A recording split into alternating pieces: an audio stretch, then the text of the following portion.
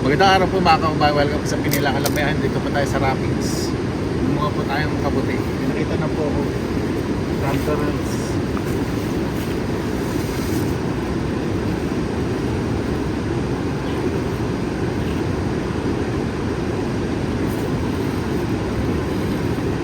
Linisin ko na sa bahay. Hindi na po siya rin. Ito pa na sila.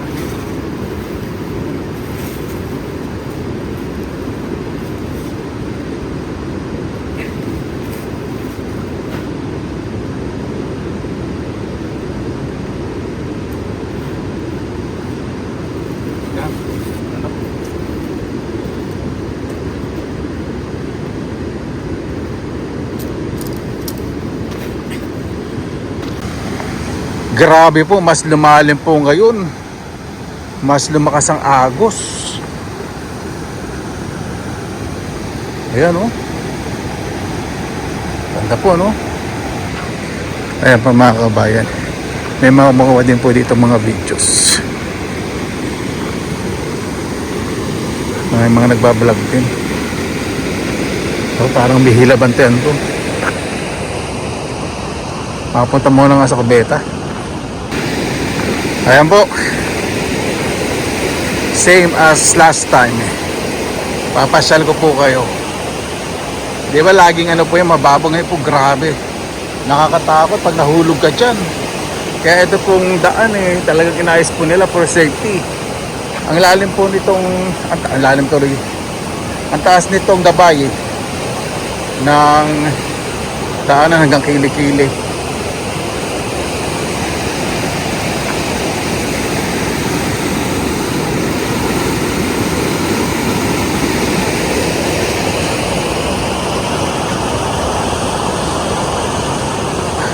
Mahal din yung permit po dito pag nag-fishing. Kasi ano po ito running water. Kapag mga umaagos po may permit po. Pero pag hindi umaagos, katulad ng mga lakes o ibang lugar na hindi umaagos, wala pong permit.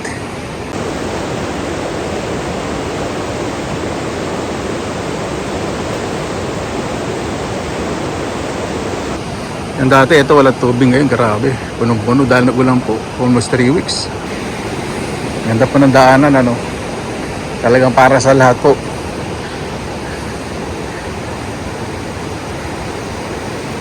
Lahat po may enjoy, matanda, PWD, lahat po. Ay may mga nag-iihaw na doon. Grabe, ang laki. Ang laki ng nilalim, tsaka lakas ng agos, sobra.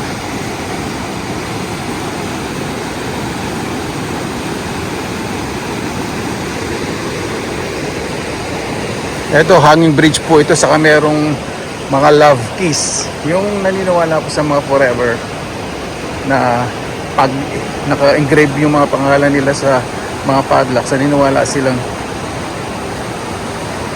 hindi na yan matatanggal at forever na sila. Di wow, sana nga. Ayun po.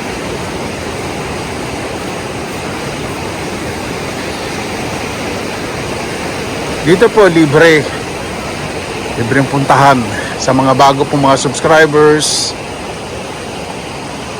Libre po dito mag-camping, mag-picnic, yung mga kahoy libre po, meron po lalagyanan doon sa tabi ng CR. Mga drive na po for any season of the year, winter, spring, summer or fall. Pwede pumunta dito at mag-ihaw, mag-forage, ibig sabihin mga po ng mga berries, ng mga mushrooms, diba? Mag-relax, mag-grill. Yan po, may nag-grill na po doon.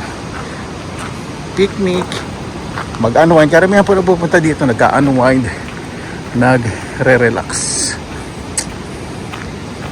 Tingnan ko po yung likod ng coffee shop. May mga bagong tubong mga penny bun.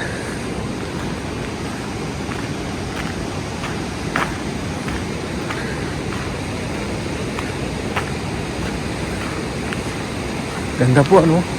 Dami din po nagpipick up ng mushrooms. Walang mga bagong tubo rito. Lasang agos.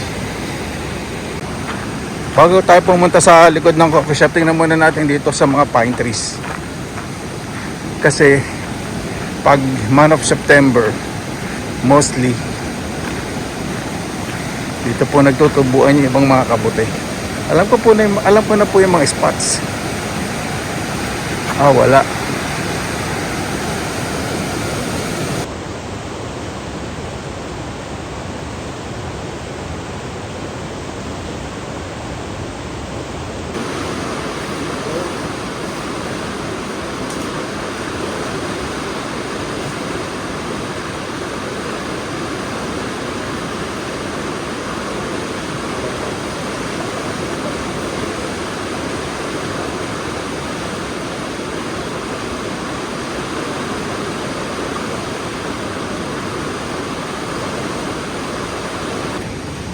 Ayan, sarado na po ang coffee shop. Pag autumn time, hindi na yata sila nagbubukas. Yan. Yung mga maliliit nung nakaraan, malalaki na kaya ngayon. Ako, may nanguwa na. Wala na. May nakita na po ang mga tabas. Sayang.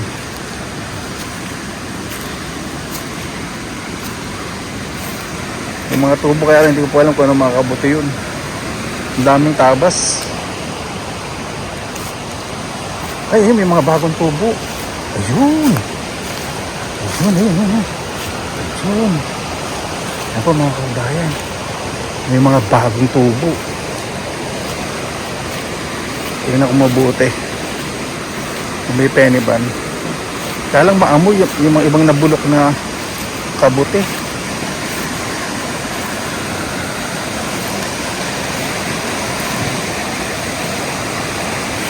Ayan nabubulok na. Dito kaya. Ayun, may penny ban, dalawa. Hindi po pala penny ban. Yung isa, birch bullet. Pero uunahin natin kukuhanin itong penny ban.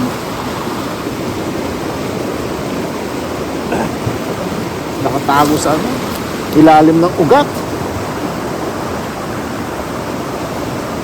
Mahirap ko pa Doon.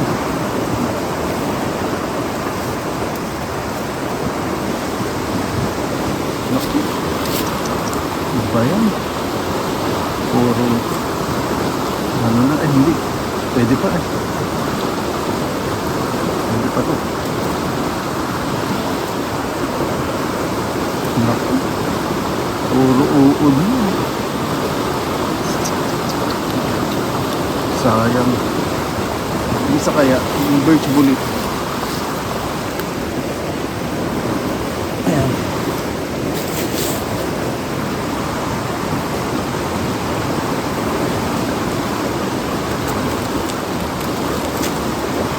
Ayun.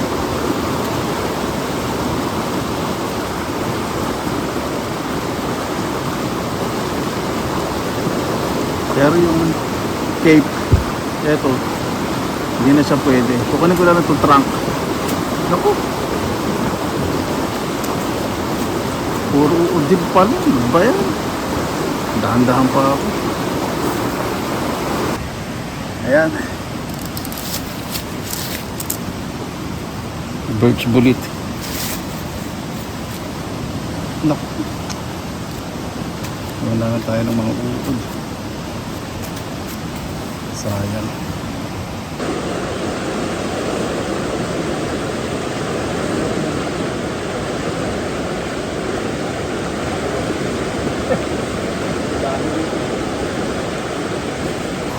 Yung dalawa. Muna ito nga. Isang maliit. Ito maganda. Natakpan kasi ng damo to. Yan.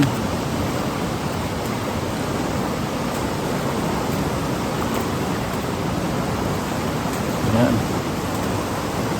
First class, orange birch bullet.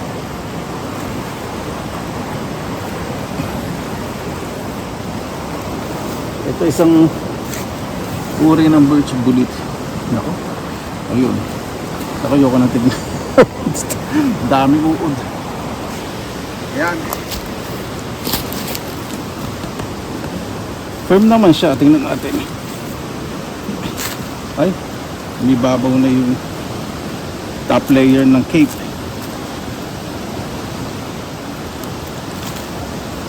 Natin yung trunk. Itong trunk mukhang promising.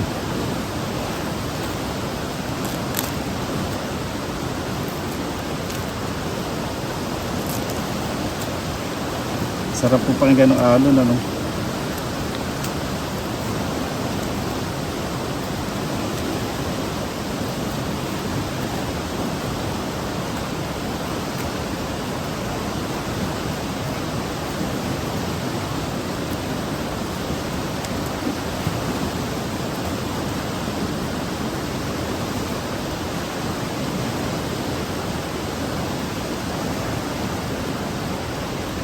Naku, na ba yun? Nadahan-dahan ko pa eh. Mukhang nadahan-dahan ko pa yung trunk. Puro uod pala. Wala.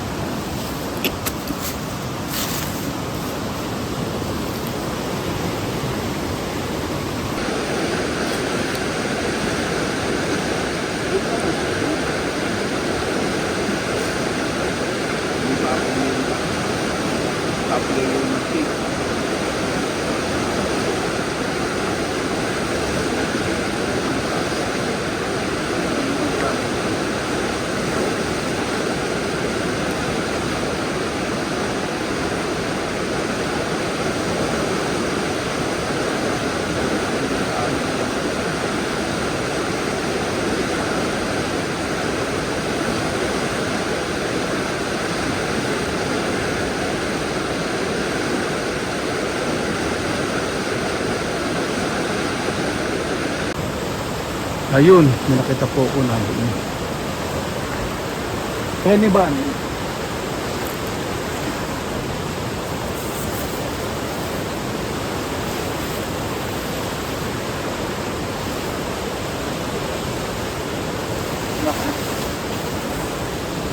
Mukhang may tama. Malambot yung trunk. Ito. Tingnan natin. Wala na po, puro uod. Sayang. Malambot po. Kaya kailangan po tinatapik-tapik. Pag tinapik siya, minsan parang madagas. Pero pag ginawakan nyo yung trunk malambot, sabihin puno-puno na po ng uod. Sa mga sabi, kaya baka sinasabi mo, huwag ikalat ang mushroom. Pag magkalat. Ito po mushroom, dapat po talaga ikalat sa gubat. Yung mga may uod. Para mag-create po yung may psyllium. Ewan ko, wala namang sinasabing ganun. Kailangan magkalat ng mushroom. Kailangan po talaga. Sabi, huwag magkalat ng basura ng mga plastic. Nakakala mo totoong kaibigan, yung pala hindi totoo. Diba? Ito rin mo mga kapatid eh. Babalang niya yung pala. Yun! Yung mga dapat tinatapon. Ay, hindi tinatapon. Gulo, no? Hindi, mga plastic na basura saka papel. Kapag nakikita niyo po mga kabayan, napakarami. Yun! Sana may maganda. Ayan! Hindi po makapunta ako doon kasi yung puno ng pine tree. Dahan-dahanin ko na lang po.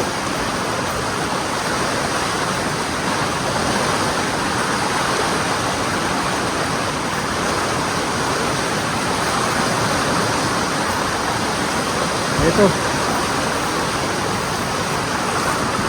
Ang laki ng tangkay. Ganda. Pero yung cape, kahit sa tangkay lang okay lang. Kasi yung nayang papusang ganda. Parang yung labong. Yung bagong sibol na labong. Napakasarap po ng labong, ano? Stir fried na may baka o kaya sa dinengdeng. Naku po.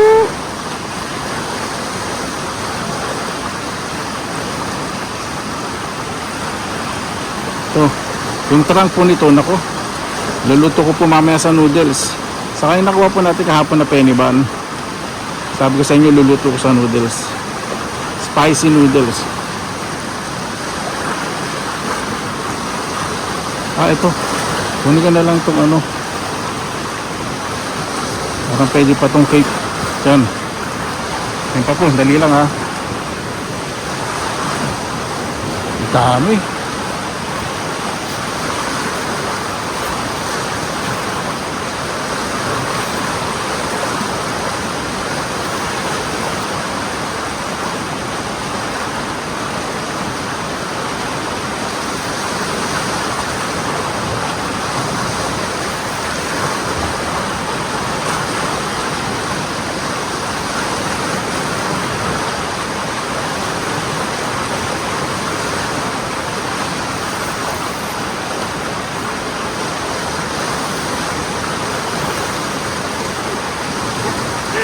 dami.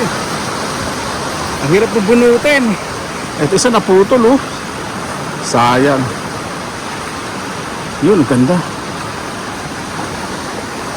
Ito, ibabrush ko lang. Sa bahay ko na lang babalatan. Diba, ganda. Parang gabi yung loob, ano, walang uod. May tatlo.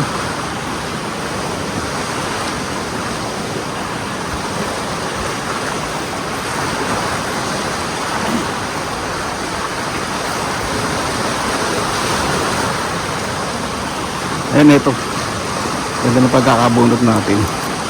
Kailangan po talaga pag kukuha, pinagkuhanan po ninyo, takpan po ninyo para hindi ma-expose yung mycelium.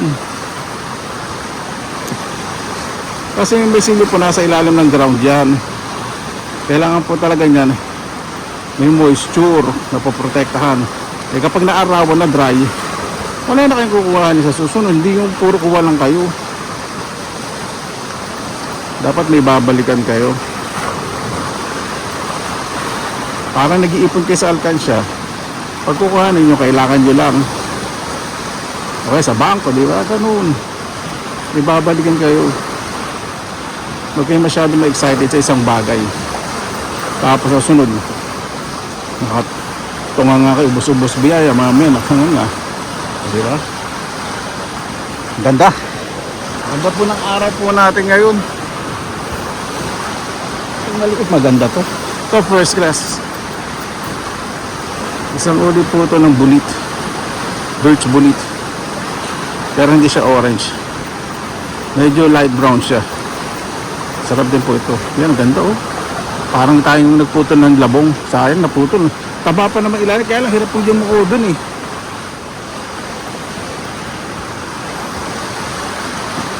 Nakakawa kang ang kabot, eh. Bali-bali naman ang likod mo, di ba? Ganda, oh. Para talagang ano. Kasi nung maliit po ako, sa lugar po namin, marami pong kawayanan. Pag kumukuha po ng labong ang father ko, ganito po itsura. Gagayatin. Tapos ihahalo sa diningding. Naku po, napakasarap. Tapos may saluyot. O kaya wala saluyot, talbos ng kamote. Minsan lalagyan po ng kamote. Minsan may luya sa kabagoong. Naku, napakasarap. Ang ganda. Malinis na malinis po. Grabe. Piprito ko po yung iba rito. Yan. Hindi ko po kinuha lahat, pero firm po yung dalawa kasi sa ibang mangunguha para ma-enjoy din po nila. Ganun po, huwag masyado maging gahaman. O, diba? May pagpamalasakit po dapat sa kapwa. Ayan po mga kabahinaan ko basos kasi may makumukuha pong video. Ito po yung kinuhanan ko yung maraming kabuti. Ayan. Yan po yung pine tree, tapos yan sa yung likod ko. Kaya pag nag-amari ako ng atras yan, dire-diretso ako doon. Ganda po, ano? Ayan po muna ako kasi yung mga kasamahan ko po nauhaw sa CCR. Napakaserte po ng mga tao dito, no?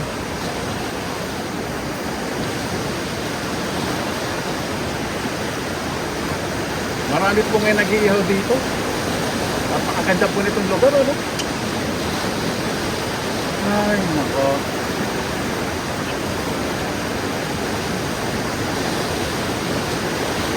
Pero naniniwala po ako na isang araw, hindi po naniniwala.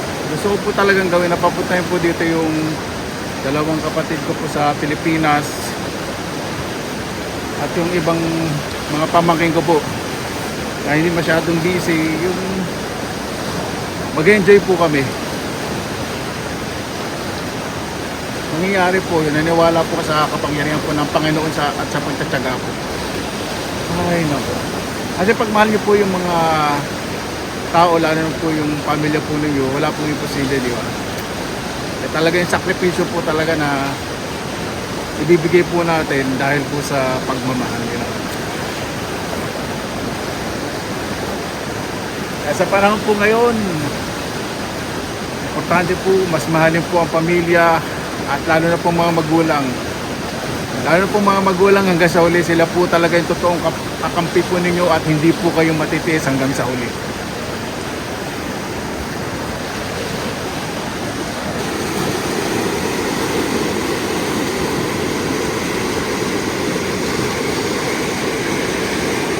Napakaganda po, ano? Napakalinis po ng paligid. Alam po ninyo, kailangan po talaga sa flood control. Kung di lang po sinira yung mga puno. Puno po talaga ang makapag-control po sa flood control. Tapos yung mga bato sa gilid ng mga sapa, ayan po. Kasi stable na po yung lupa. May mga ugat ng puno, matatag na po yan. Ganda po, meron din po dito mga nag-ihaw na napakaganda talaga po ng lugar nito. Ayan, sa mga nag-comment po, may nagtatanong ko, bakit di ka na nagpupunta doon sa kabilang isla? Ito po kasi mataas po ang tubig. Ayun oh. Doon po sa kabilang isla. Ayan po. Ayan oh. May agos na ng tubig. Madulas. By September, naku, maraming kabuti doon sigurado. Pagkatapos po ng baha. Binahana. Maganda po, ano? Grabe talaga. Tara, uwi na po tayo. Didilim na po. Hindi na rin po nakapunta doon sa kabilang gubat. Okay na po sa akin, nakuha ko para doon sa iba naman. May jeep din po nila. Alam po ninyo, sa Pilipinas, napakaganda po ng Pilipinas. Di ba, punta tayo sa isang lugar kasi malinis, di ba? Panatinin lang po natin kalinis sa bakuran po natin sa isang komunidad. Totoo po, magiging tourist spot pa. Lalo nung pag may pagkakaisa po ang isang community. Naku, hindi malayong ma-achieve po natin ng tourism spot. Lalo na po yung mga kailugan po natin. Disiplina po kailangan natin. Kung malinis po yung mga ilog, naku, nung maliit po ako, sa Bulacan po, naliligo po kami sa ilog, napakalinis. May nahuli po mga hipon, mga talang. Yung talangka po talaga, noong araw hindi po namin kinakain. Ngayon po napakamahal, hindi po namin pinapansin, napakarami kasi may nahuli po kaming hipon. Ang nahuhuli po ng father ko, mga bulig o dalag, liwalo, yung malalaking gorami, saka mga hitong Tagalog na maitim, masarap po yun. Opo, wala pong gutom no, napakasama yung mga alimango din, saka yung yung talangkay, may pula sa ilalim, masarap din po yun. Tapos sa bukid, mga talangkang bukid, sa susong Pilipit. Sa ilog din po yung mga kuhol, saka sa bukid. Sa bukid, dalawang klase po, may kuhol, saka susong Pilipit. Ako, napakasarap po, manguha kaming kangkong. Tapos manghingi lang kami sa kapitbahay ng nyug. Tapos may ginataan ng ulam na, sarap. Sarap po ng ganun, di ba? Ayan po, may nag-ihaw po na sa left side ko, kaya ayoko po mga istorbo. Uwi na po tayo. Kikita ko po sa inyo itong lugar. Gusto ko po kasi na-experience yung po rin po, na-experience. Ibig sabihin, pag nanonood po kasi ako ng mga videos, kapag pinakikita po yung mga dinadaan, parang paramdam ko na doon na rin po. Gusto ko pong ma-imagine nyo rin po yung ganun. Yan. Diba? Napakaganda, napakalinis. Ay, kaya ako po kasi malinis po talaga ako sa pamamahay, sa bakuran. Kasi naniwala po ako lalo na pag nagtatanim po yung gulay, iwas sakit, lalo na yung pagkilos ng katawan. Exercise na rin po yun. Masarap po kumilos, di ba, kapag maayos ang tahanan at maliwalas po ang bakuran. At isa po sa pinakamalaking dahilan ngayon kung bakit pinagaganda ko po yung bakuran po ng bahay ko. Dalawang bahay ko po sa Pilipinas. Sa mga magulang ko na rin po. Kaya syempre di na po sila makapamasyal. Ibig sabihin, pang may pinagawa pong maayos na maganda doon, natutuwa sila. Nare-relax po sila pag nandun sila. Yun po yung isang dahilan. Kaya pag uwi ko, mas paayos ko po yung bakuran. Syempre si nanay naka-wheelchair. Gusto ko na-enjoy nila po. Kakain nila yung gusto po nila. Pagkasama po ako. Yung po mga kabayan, gusto ko pong masaya po ang mga magulang ko, masaya. Sinasabi po lagi ng nanay ko sa ng papa ko, kung ano yung nandiyan, pasalamatan, wag nang maghanap. Salamatan sa Panginoon, pagsaluhan. Pero pag uuwi po ako, ayoko pong magtipid. Ayoko po sila tipirin. Totoo po yan. Bibigay ko po lahat ng gusto nilang kainin hanggat gusto po nila. Minsan kahit di po sila nagsasabi, binibigay ko po. Nanay ko po kasi, tsaka papa ko, mahilig po sa ice cream yun, tsaka sa saging. Yung pinsan ko po, second cousin ko, si Freddy, tingnan mo kung may saging pa doon, kung meron pa silang mga manok. Magpupunta po ka palengke, kaya si Freddy itusan ko. Yun po, bibili kong ice cream, saging, mga simpleng bagay na hindi naman po kasi palahiling po mga magulang ko. Nahiya pa nga po sila sa akin magsabi. Totoo po yun. Ay, nako. Ayan po mga kabahay, dito na po tayo sa bahay. Pasensya na po, hindi na po makakaluto ng instant noodles. Kinain na po ng mga kaibigan ko, nagutom sila. Ipiprepare ko na lang po ito. Bukas tingnan ko po anong lutong gagawa. Hindi rin naka-harvest ng gulay dahil upo lang po kanina. Siyempre mga kaibigan ko po ayaw po nila sa camera. Sa mga regular subscribers po, nahihindahan po nila.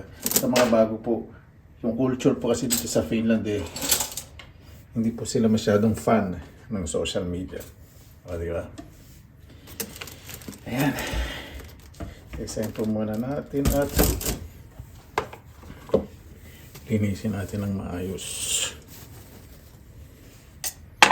Natin itong lahat pala pagsasamahin ko ng lutuin. Balatan ko na po. Ako, para may tama na uod sa gitna. Oo nga. Meron. Iwain ko. Ay, hindi. Meron mga parte. Ayan.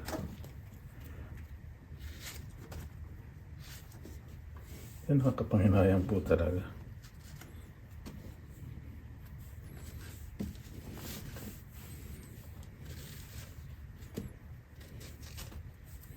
Yun. Tignan natin muna itong cape. Ito muna natin gawain. May uod. So ito na lang pong trunk. Trunk po, hindi ko na po babalatan po yan. Kaya po may tissue sa ibabaw ng sangkalan kasi humahawa po ito. Parang gabi. Yung oxidation.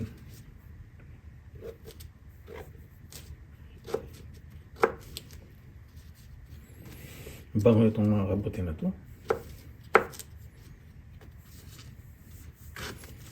Para ka rin naghihiwa nito ng labong. Okay, uod to. Strip gagawin ko parang French fry style.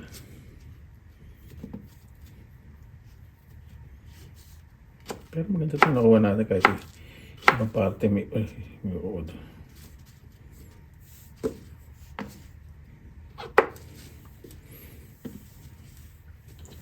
Tapos, kuya, pakita mo, huwag mong isa-shortcut. Opo, marami po kasi nagre-request nito eh. Yun, ito maganda. Marami nagre-request nitong paglilinis.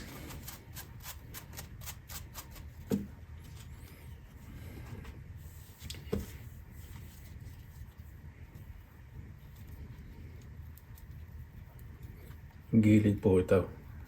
Ganyan po kasi pinakasulok po nito binabayan insekto.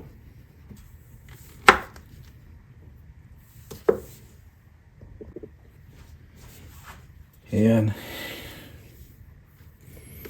Pakukuluan ko na lang to. Anak, daming uod dito. Ayan po. Ganyan na po i-diretso.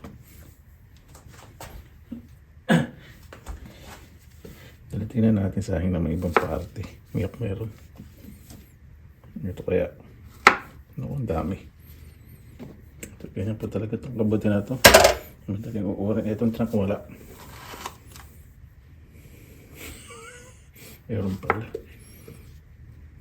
Minsan kasi meron. Minsan kasi parang wala eh. Kaya kailangan iwain mabuti. Kung idadry po, Yun po, kahit may uod po yung iba na konti lang, pwede rin.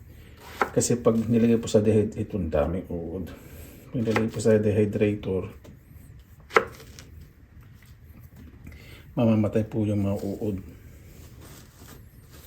May ibabaw po yun. Usa silang umaalis sa mushroom.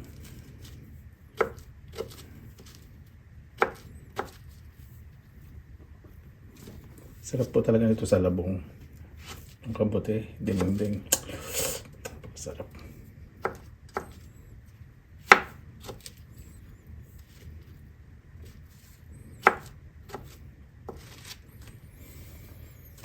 Ay, ito.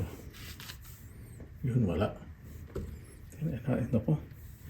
Nakita ko na may tama itong cake. Ano po? May uod. Sayang po, no?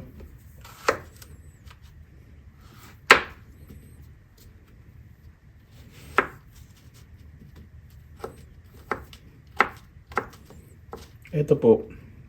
Kailangan po dito. Kung piprito po ninyo, pritong-prito. Kung pakuluin po ninyo, kailangan kulong-kulo. Pero huwag naman yung masyadong malabsa. Hindi naman po ito lumalambot yung malambot na malambot.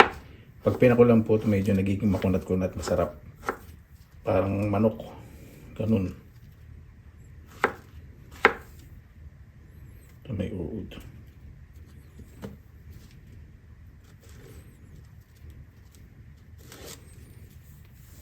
Pero po tignan. Kaya siya na po medyo hinihingil ako dahil magkahapon ako naglinis ng bahay po ngayon. Yun, mayroon. Pag-itin ninyo po sa malayo wala pero yan po. Ang dami.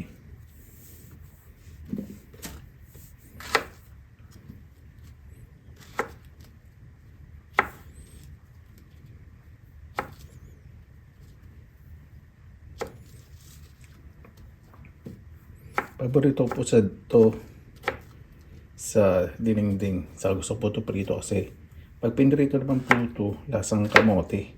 Opo. Saka yung penny bun. Pero yung penny bun malinamnam. Ito malinamnam din naman. Hindi naman siya masyado nagkakalayo ng lasa. Ito kasi nag-oxidize lang yung kulay. Yung dali lang po. Sa kaibigan ko, nasa toilet lalabas. Sa chanterelles naman po, yan. Ganyan lang. Parang kabuting saging. Ayan po. Tapos silang lumamo. May hugasin na naman ako. Ang noodles. Gasa ko po muna ito. Lumuntong noodles ko. Kakainin ko nga sa kabuti. Hindi ko lang masabi sa kanila. Hindi po kasi ako nagluto ngayon. Tingnan lang ako makakain dito. Sabi may instant noodles. Ayan ang pagagawin ko. Hugasan ko po palang mabuti kasi yung chanterelle. May mga buhangin. Sa kinuhanan po natin.